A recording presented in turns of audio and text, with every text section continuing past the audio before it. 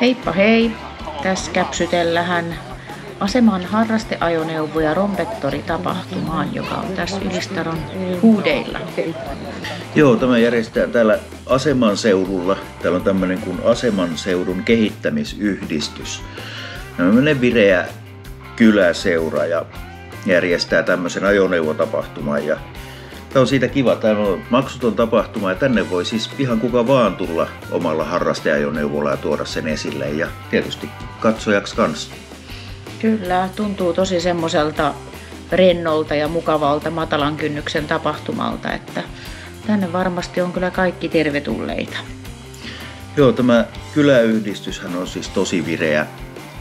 Täällä on kaikkia kylätaloa on ja tommonen monitoimihalli. Siellä on vissiin kuntosalikin tuolla monitoimihallissa. Kyllä, ja aivan mahtava koulu, hyvin ylläpidetty ja hyväs maalis ja ynnä muuta. Että kyllä tuolla Lapsosten on mahtava saada tämmöinen kyläkoulu opin pohjaksi. Joo, tämän ajoneuvotapahtuman lisäksi niin täällä järjestetään joku tämmöinen mopoajelu. En muista yhtään ajankohtaa, mutta onhan tästä meidän ohi mopoletka ajanut sitten joskus tuossa. Mutta siinä ei olla ikään käyty katsomassa, että minkälainen se on. Sekin pitää ottaa tässä nyt sitten listalle. Kyllä, näin on. Sitten tuossa yksi semmoinen hieno paikka, me käytiin katsomassakin, niin tuolla on Vittingin kaivokset. Tuolla, onko sitten Vittingin kylä oikein nimeltään googlettamalla löytyy Google Mapsista. Siellä on kuntorata ja tämmöisiä vanhoja rautakaivoksia. Joo, vanhimmat oli peräti 1500-luvulta. Että on kyllä mielenkiintoinen paikka ja hyvät opasteet ja helppokulkunen. Mitäs se oli, 1,7 kilsaa kokonaisuudessaan. Että ihan kyllä kaiken kuntoiset jaksaa sen kiertää. Että siinä on katsomista ja ihmettelemistä kyllä. Joo, lisäksi sitten täällä on Rompettori. Nyt vaan kävi niin, että tuolla tuurissa oli miljoonakirppis samaan aikaan, että täällä nyt olihan tänne nyt muutama rompet-myyjä tullut ja tässä tämmöistä kaikenlaista sälää on myynnissä.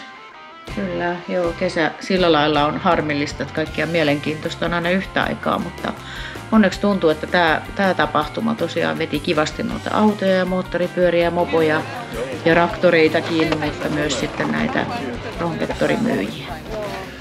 Sitten tämä on siitä kiva, jos sulla on joku tämmöinen harrasteajoneuvo, jonka voisi katsastaa museoajoneuvoksi. Niin täällä on näitä asiantuntijoita tarkastamassa ajoneuvoja, ne antaa lausunnon sitten tuonne katsastuskonttorille, että sen voi rekisteröidä, mikäli se täyttää vaatimukset. Mutta sitten ajoneuvojahan täällä on esillä vaikka minkämoisia. Kyllä.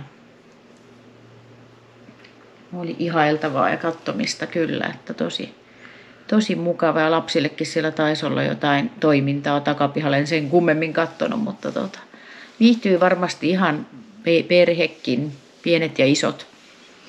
Joo, nyt sitten vaan toukokuun lopulla vuoden päästä kannattaa ruveta katselemaan näitä Aseman seudun kehittämisyhdistyksen ilmoituksia ja tulla sitten tutustumaan tänne ajoneuvotapahtumaan kanssa. Niin on, ja samalla käpötellä ne Vittingin kaivokset. Kyllä. Samalla iskulla. Kiva semmoinen päiväretki kesällä.